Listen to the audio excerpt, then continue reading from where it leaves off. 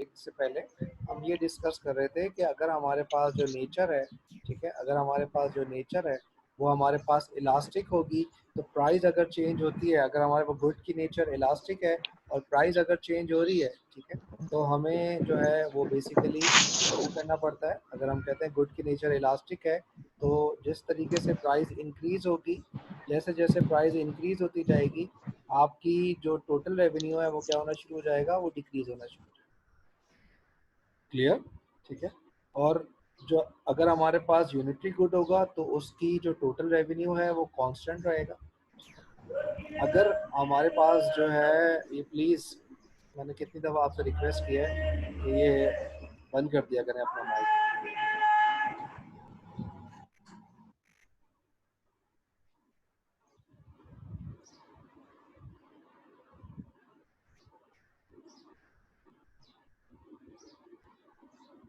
Clear है? ठीक है। और अगर फॉर एग्जांपल हमने कहा कि हमारी इलास्टिसिटी का अगर इलास्टिसिटी जो है हमारे पास, अगर वो इन इलास्टिक होगी, उसकी अगर प्राइस इंक्रीज करोगे, इलास्टिसिटी अगर हमारे पास इन इलास्टिक होगी, ठीक है, उसकी अगर प्राइस इंक्रीज करोगे, वो किस में कन्वर्ट हो जाएगी, वो हमारे पास उसमें टोटल रेवेन्यू जो है उसका इंक्रीज कर जाएगा। ठीक है। तो हमारे पास ये स्लाइड्स में सारा अवेलेबल है, आप लोगों को मैं इंशाल्लाह भेज दूंगा। ठीक है, आप लोग इसको इजीली सर से सॉल्व कर सकते हैं। जी, सर अगर हमारी प्राइसेस डिक्रीज हो रही हैं और टोटल रेवेन्यू इंक्रीज हो रहा है तो गुड्स की नेचर क्या होगी? अगर हमारे पास अपोजिट डायरेक्शन है, अगर हमारे पास जी। अपोजिट डायरेक्शन है, ठीक है, इसको इस तरह याद रखते हैं कि अगर आपके पास अपोजिट डायरेक्शन है, अगर अपोजिट डायरेक्शन में आप वो कर रहे हो, ठीक है, अगर आप अपोजिट डायरेक्शन में आप कर रहे हो, ठीक है, तो अपोजिट डायरेक्शन में आपके पास गुड की जो नेचर होती है वो इलास्टिक होती है। और अगर कोई चेंज नहीं आया तो इट मीन्स कि यूनिटरी गुड है। और अगर फॉर एग्जांपल प्राइस के डिक्रीज होने की वजह से टोटल रेवेन्यू भी डिक्रीज हो रहा है, और प्राइस के इंक्रीज होने की वजह से टोटल रेवेन्यू भी इंक्रीज हो रहा है, इट मीन्स कि ये हमारे पास जो गुड की नेचर है वो कैसी नेचर है, वो हमारे पास जो गुड की नेचर है इट मीन्स कि वो इन इलास्टिक है। क्लियर? हमें इसको इस तरह याद रखना। अगर आप कॉन्सेप्ट को याद रख लोगे तो आपको कोई प्रॉब्लम नहीं होगी कि गुड की नेचर को आइडेंटिफाई कर सको। क्लियर है? Now move to the next chapter, next topic, which is called cross elasticity and the income elasticity. ठीक है, अगर आपको प्राइस इलास्टिसिटी समझ में आ चुका है, ठीक है, अगर आपको प्राइस इलास्टिसिटी आपको क्लियर है, तो क्रॉस इलास्टिसिटी और इनकम इलास्टिसिटी के अंदर आपके पास कोई प्रॉब्लम नहीं होगी। क्योंकि जब हम प्राइस इलास्टिसिटी की बात करते हैं, ठीक है, जब हम प्राइस इलास्टिसिटी की बात करते हैं, हमने कहा हम प्राइस इलास्टिसिटी की बात करते हैं, ठीक है, वहाँ पे हम दो तीन गुड्स को आइडेंटिफाई करते हैं। हमने कहा कि वहाँ पे हम लग्जरी गुड्स को आइडेंटिफाई कर रहे हैं, ठीक है, वहाँ पे हम लोग, हमने कहा कि वहाँ पे हम लोग नेसेसिटीज़ को आइडेंटिफाई कर रहे हैं, ठीक है। जबकि क्रॉस की अगर हम बात कर रहे हैं, क्रॉस की अगर हम बात करते हैं, तो वहाँ पे हम दो गुड्स को आइडेंटिफाई करेंगे, सब्स्टिट्यूट को आइडेंटिफाई करेंगे और कॉम्प्लीमेंट्स को आइडेंटिफाई करेंगे, ठीक है। इनकम के अंदर हमने कहा, इनकम के अंदर हम आइडेंटिफाई करेंगे नॉर्मल गुड को, और इनकम के अंदर हम आइडेंटिफाई करेंगे इंफीरियर गुड को, ठीक है। यहाँ बेसिकली हमारा जो ऑब्जेक्टिव होता है, वो ऑब्जेक्टिव हमारे पास यही है, ठीक है, हमारे पास ऑब्जेक्टिव जो है वो यही है कि हम बेसिकली, ठीक है, हम आइडेंटिफाई कर सकें, हम बेसिकली आइडेंटिफाई कर सकें कि नॉर्मल गुड है या इंफीरियर गुड है, ठीक है। अब हम क्रॉस की बात कर रहे हैं, और हम किसकी बात कर रहे हैं, अब हम बात कर रहे हैं basically cross elasticity of demand की। जब क्रॉस इलास्टिसिटी ऑफ डिमांड की बात करते हैं तो हमें, हमारा जो ऑब्जेक्टिव है, ठीक है, वो ऑब्जेक्टिव क्या है कि सब्स्टिट्यूट एंड कॉम्प्लीमेंट को ड्राइव कर सके। जब सब्स्टिट्यूट एंड कॉम्प्लीमेंट को ड्राइव करते हो, ठीक है, जब सब्स्टिट्यूट एंड कॉम्प्लीमेंट को ड्राइव करते हो, ठीक है, तो ठीक है, जब सब्स्टिट्यूट एंड कॉम्प्लीमेंट्स को ड्राइव कर रहे हो, तो हम ये देखते हैं कि फॉर एग्जांपल अगर पी ऑफ एक्स हमारे पास इंक्रीज हो रहा है, पी ऑफ एक्स की वजह से क्वांटिटी ऑफ वाई डिक्रीज हो रही है,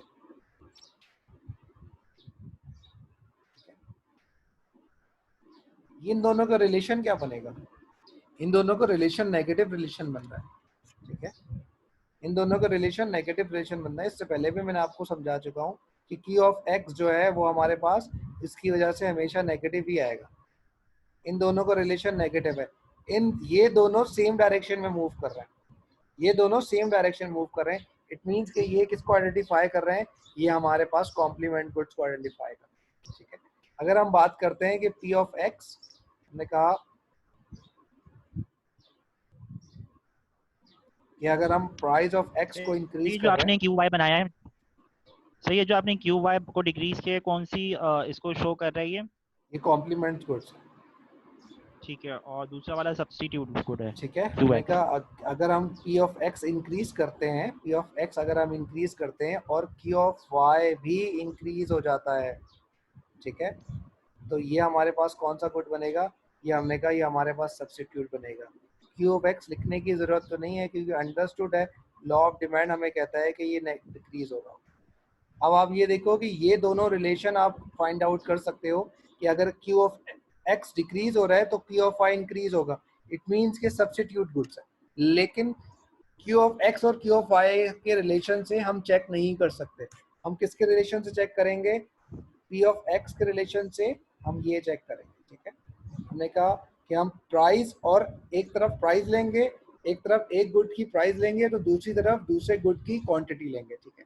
तो जब भी आप ड्राइव कर सकते हो, वरना दो जो हमारे पास डिपेंडेंट वेरिएबल है उससे आप कोई चीज़ ड्राइव नहीं कर सकते, क्योंकि प्राइस हमारे पास इंडिपेंडेंट वेरिएबल होता है। एक आप इंडिपेंडेंट वेरिएबल रखोगे और दूसरा आप डिपेंडेंट वेरिएबल रखोगे। क्लियर है? अब फॉर एग्जांपल देखो यहाँ पे यही फॉर्मूला गिवन है, ठीक है। हमने कहा percentage change in quantity demanded, ठीक है। Percentage change in quantity demanded यानी कि जो हमने प्राइस इलास्टिसिटी ऑफ डिमांड का फॉर्मूला रखा था उसी के अंदर अब हम क्या कर लेंगे, हमने कहा कि एक तरफ अगर हम लोग फॉर एग्जांपल, ठीक है,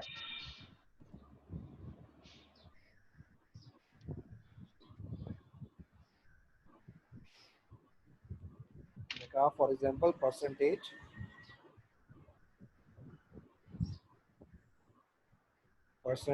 change in Q of X, ठीक है, ओवर परसेंटेज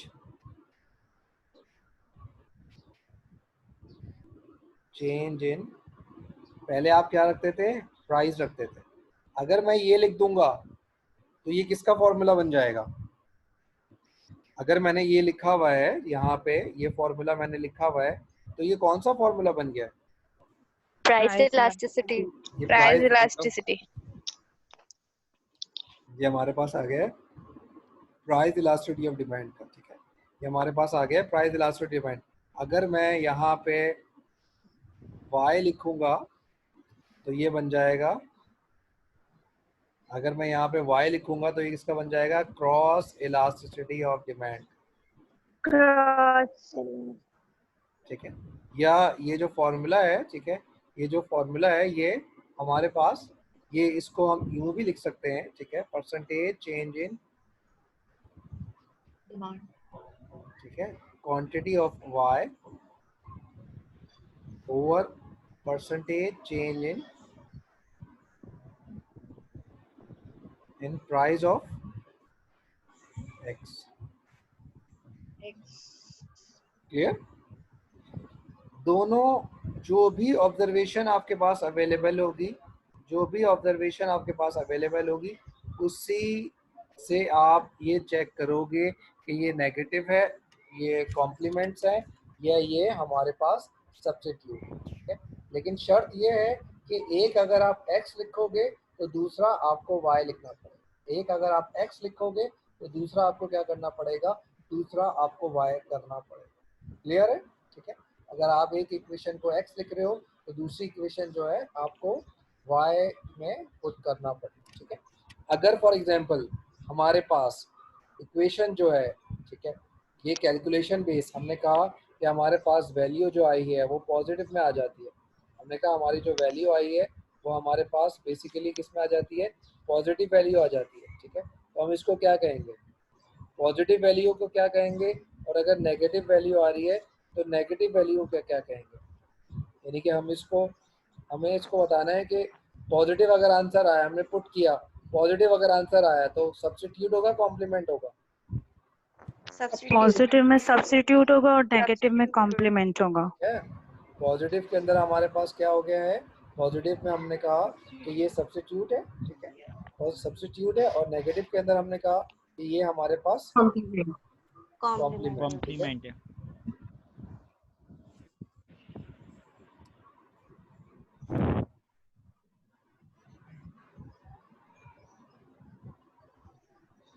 क्लियर है, ठीक है।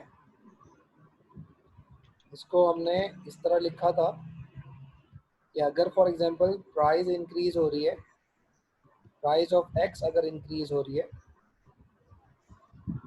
और क्यू ऑफ वाई जो है वो डिक्रीज होगी, तो ये देखो हमने क्या लिखा था इसको, अगर आपने अपना नोटबुक में कॉपी किया हो, हमने इसको लिखा था कि ये दोनों का रिलेशन क्या है, दोनों का रिलेशन नेगेटिव है, तो ये कॉम्प्लीमेंट हो गया, ठीक है। हमने कहा कॉम्प्लीमेंट। पी ऑफ एक्स हमारे पास इंक्रीज होती है, पी ऑफ एक्स के इंक्रीज होने की वजह से, और अगर क्यू ऑफ वाई जो है हमारे पास, वो अगर हमारे पास वो भी इंक्रीज हो जाए, तो ये क्या कहलाती है, ये हमारे पास सब्स्टिट्यूट। सब्स्टिट्यूट। दोनों का जो रिलेशन है वो हमारे पास क्या है, दोनों का रिलेशन हमारे पास पॉजिटिव रिलेशन। पॉजिटिव। ये आप आई थिंक ये तीसरी या चौथी दफ़ा पढ़े हो, ठीक है, फिर जाके आप लोगों को ये समझ में आ रहा है। हमने ये इसमें एग्जांपल लिखी हुई है, यहाँ पे वॉटेवर कोई भी वैल्यू आई है, ये हमारे पास पॉजिटिव साइन है, जब पॉजिटिव साइन है तो हम इसको क्या कहेंगे, हम इसको कहेंगे कि ये सब्स्टिट्यूट है। अब हम बात कर लेते हैं इनकम इलास्टिसिटी की, ठीक है। इनकम इलास्टिसिटी की जब आप बात कर रहे हैं, इनकम इलास्टिसिटी की जब आप बात करते हो, ठीक है, जब आप इनकम इलास्टिसिटी की बात कर रहे हैं, ठीक है, तो वहाँ पे बेसिकली क्या हो रहा है, जब आप इनकम इलास्टिसिटी की बात करते हैं तो वहाँ पे हमारा जो फॉर्मूला है, ठीक है, वो चेंज हो जाता है, वो हमारा जो फॉर्मूला है वो हमारे पास क्या हो जाता है,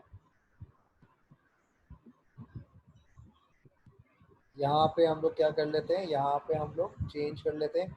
अगर हम इनकम इलास्टिसिटी की बात करते हैं, ठीक है, अगर हम इनकम इलास्टिसिटी की बात करते हैं तो यहाँ पे हमारे पास क्या हो गया है, यहाँ पे एज इट इज रहेगा और सिर्फ एम ऐड हो जाएगा, ये हमारे पास क्या हो जाएगी, ये इनकम इलास्टिसिटी ऑफ डिमांड बन गई, ये हमारे पास इनकम इलास्टिसिटी ऑफ डिमांड, ठीक है। अब हमारे पास प्राइस से इसका कोई ताल्लुक नहीं है, किससे ताल्लुक बनेगा, इनकम से। अगर इनकम इंक्रीज हो रही है, अगर इनकम इंक्रीज हो रही है और इनकम के इंक्रीज होने के साथ क्वांटिटी डिमांड भी इंक्रीज कर रही है, इट मींस आंसर हमारे पास पॉजिटिव में आएगा, और अगर पॉजिटिव में आ रहा है तो हम कहेंगे कि ये नॉर्मल गुड की तरफ आइडेंटिफिकेशन हमें आइडेंटिफाई कर रहा है। क्लियर? अगर हमारे पास इनकम इंक्रीज होगी, इनकम इंक्रीज हो रही है, इनकम के इंक्रीज होने की वजह से अगर हमारे पास क्वांटिटी डिमांड भी इंक्रीज हो जाती है तो हम कहेंगे ये नॉर्मल गुड है। और लेकिन अगर हम इनकम इंक्रीज हो रही है, इनकम के इंक्रीज करने की वजह से हमारे पास जो क्वांटिटी डिमांड है वो डिक्रीज हो जाती है, तो हम ये कहेंगे कि ये हमारे पास इंफीरियर गुड। क्लियर? ठीक है, ये हमारे पास बेसिकली ये हमारे पास 6 types of classification of goods थी कि हम गुड्स को किस तरह आइडेंटिफाई करेंगे, कौन सी गुड्स जो हैं वो किस तरीके से होंगी, कौन सी गुड्स जो हैं वो किस तरीके से होंगी, वो आप लोगों ने यहाँ पे आप समझ लिया। क्लियर है?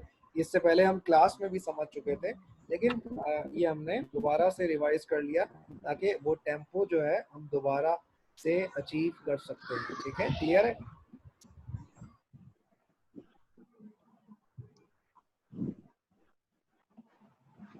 सर नॉर्मल गुड्स और इंफीरियर गुड्स का कॉन्सेप्ट वापस से बता दें।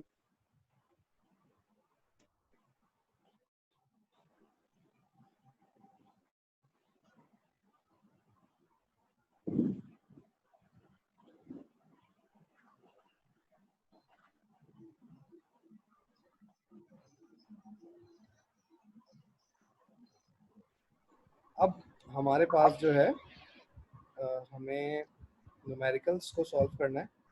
न्यूमेरिकल्स को सॉल्व करने के लिए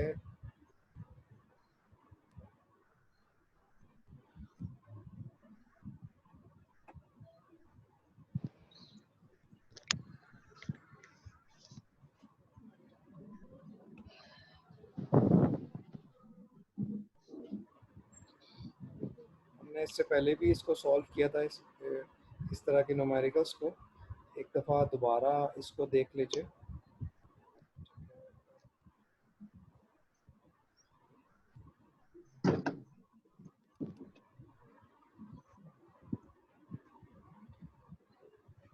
फॉर एग्जांपल हमने कहा this one is called price, this one is quantity, this one is called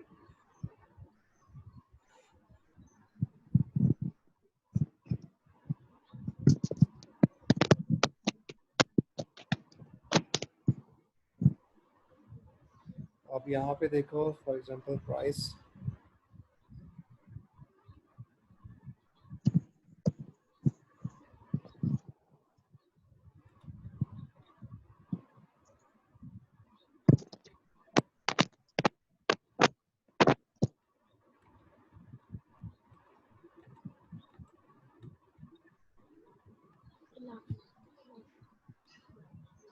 ठीक है। अब ये हमने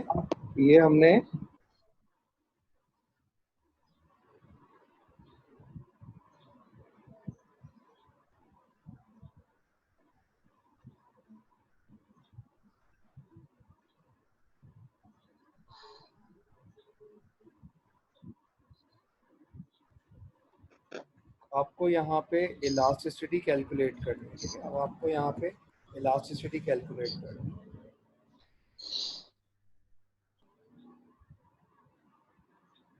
अब आप यहाँ पे इलास्टिसिटी को कैलकुलेट करो, आपके पास फॉर्मूला गिवन है, ठीक है।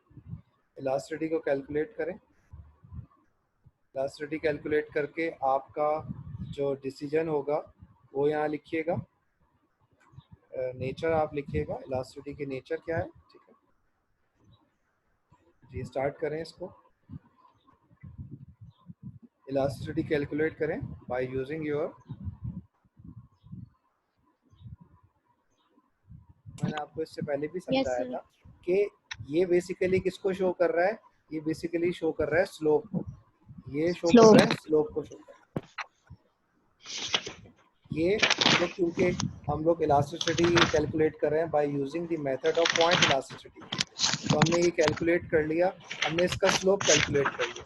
अब जो हमारे पास इसका मज़ीद इसका आगे जो फार्मूला है, हमने कहा P ओवर Q, ठीक है। हमने कहा कि फॉर एग्जांपल हमने सबसे पहले हमने P ओवर Q हमने यहाँ कैलकुलेट करना शुरू कर लिया। हमने कहा कि P डिवाइडेड बाय, क्योंकि हम लोग बेसिकली उससे सॉल्व कर रहे हैं, ठीक है, तो हमने इसको सिस्टमेटिक तरीके से सॉल्व कर लिया। हमने कहा कि P डिवाइडेड बाय Q, हमने कहा where is P, P divided by Q, ठीक है। ये हमारे पास आ गया, ठीक है।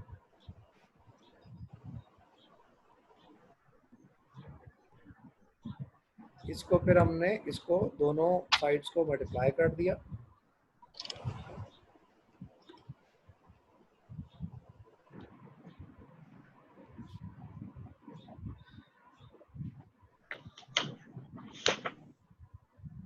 क्लियर है, ठीक है। अब हमें डिसीजन लिखना है इसका, हमें डिसीजन करना है कि क्या है, कौन सी नेचर है। हमने कहा ये है -14, -14 का तो मतलब माइनस की साइन को हम इग्नोर करेंगे। हमने कहा कि ये हमारे पास इनइलास्टिक है, इनइलास्टिक, ठीक है। ये हमने कहा नीचे वाला, हमने कहा माइनस की साइन को इग्नोर किया, इनइलास्टिक है। हमने कहा माइनस की साइन को इग्नोर किया, इनइलास्टिक। ये हमने कहा यूनिटरी इलास्टिक है, इसको हमने कहा इलास्टिक है, इसको हमने कहा इलास्टिक है, इसको हमने कहा इलास्टिक है, ठीक है। ये हमारे पास इनफाइनाइट आ रहा है, ठीक है, तो ये इनफाइनाइट आ रहा है, तो ये हमारे पास क्या होगा, ठीक है। इसको हम लोग बाद में देख लेंगे कि ये आ भी रहा है या हमारे पास कैलकुलेशन मिस्टेक है, ठीक है। हमने इसको अभी कैलकुलेट नहीं किया, इसको हमने अभी कैलकुलेट नहीं किया, क्योंकि हो सकता है हमारे पास कैलकुलेशन मिस्टेक आ रही हो, ठीक है। हमने अपनी ये चीज़ों को कैलकुलेट किया, ठीक है। अब हमने कहा कि हम कैलकुलेट करते हैं टोटल रेवेन्यू। हमने कहा टोटल रेवेन्यू करते हैं, ये 0, ये हमने कहा 350, 350, ये हमने कहा 600, 600, 50, 800, again 750, 600, 350 and 0।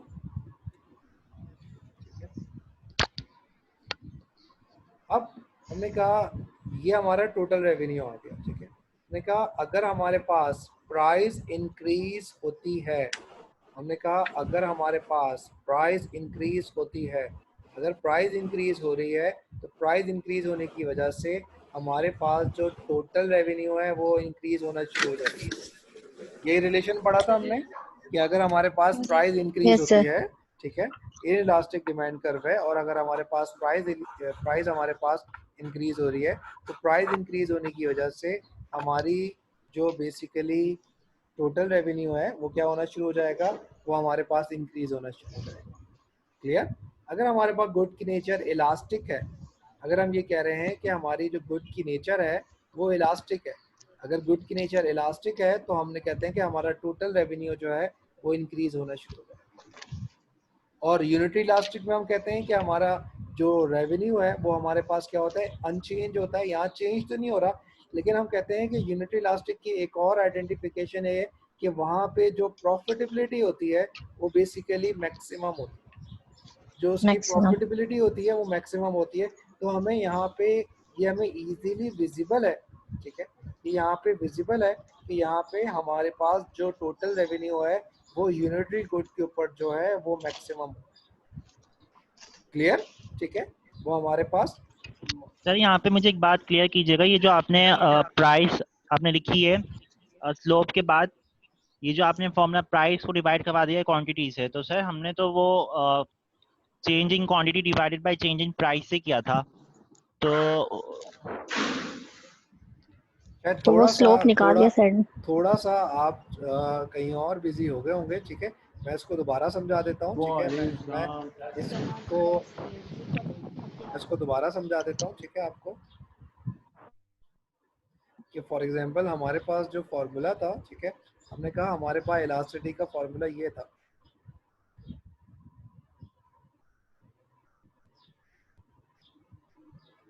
Clear?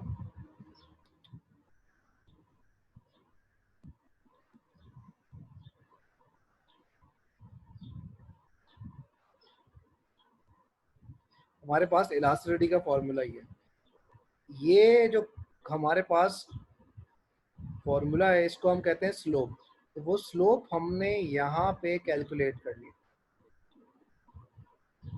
Change in Q over change in P.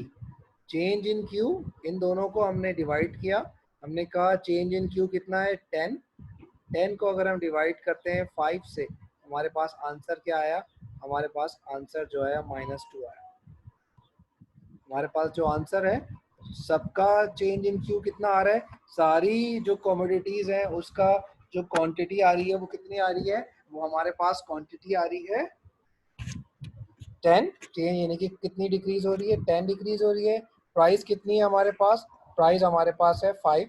तो हमारे पास सारा जो आंसर आया वो क्या आया, सब के सब का जो आंसर आया वो हमारे पास आया -2।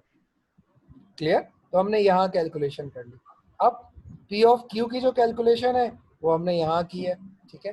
प्राइस को डिवाइड कर दिया, यानी कि हमने कहा कि ये हम कौन सा मेथड कर रहे हैं, इलास्टिसिटी के 3-4 मेथड होते हैं, हमने कहा हम पॉइंट इलास्टिसिटी मेथड यूज करते हैं। हमने कहा हमें एट प्राइस 5, ठीक है, इसमें एक एवरेज भी है, ठीक है, वो दो प्राइसेस के एवरेज लेके करती है। हमने कहा हम पॉइंट मेथड यूज कर रहे हैं, हमें उस स्पेसिफिक प्राइस के ऊपर इलास्टिसिटी चाहिए। हमने कहा 5 डिवाइड बाय 70, ये लिखा हुआ 5 डिवाइड बाय 70, ये लिखा हुआ 10 डिवाइड बाय 60, ये सारा लिखा हुआ है, 20 डिवाइड बाय 40 ये लिखा हुआ, ठीक है। इन दोनों को फिर हमने मल्टीप्लाई करा दिया, इन दोनों को सॉल्व कर लिया, ठीक है। तो हमारे पास इलास्टिसिटी जो है यहाँ पे आ चुकी है। जब ये इलास्टिसिटी आ गई तो हमने इसको फर्दर कैलकुलेट किया, हमने इसकी नेचर ऑफ गुड को आइडेंटिफाई किया कि नेचर ऑफ गुड किस तरह होगी, ठीक है। नेचर ऑफ गुड को आइडेंटिफाई किया कि इलास्टिक है, इलास्टिक है, हमने इजीली इसको सॉल्व कर लिया। क्लियर है? ठीक है, क्लियर है, समझ में आ गया? आई होप कि समझ में आ गया होगा। Now move to the next topic, ठीक है, जो हमारे पास के इनकम इलास्टिसिटी किस तरह आप कैलकुलेट करोगे, ठीक है।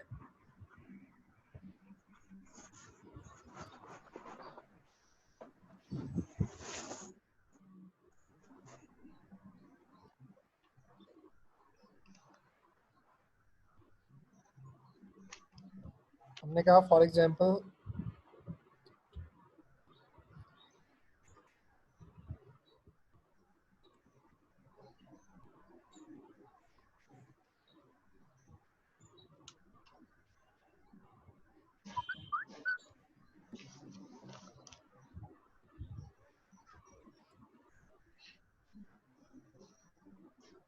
प्राइस 10 है, प्राइस 10 है, ठीक है। क्वांटिटी डिमांड जो है हमारे पास 50 है, 50 से वो 100 हो गई है। इनकम हमारे पास 10,000 थी, अब हमारे पास 20,000 हो गई। इसको अब आप कैलकुलेट करें, इसको आप कैलकुलेट करें कि इसका इलास्टिसिटी क्या होगी।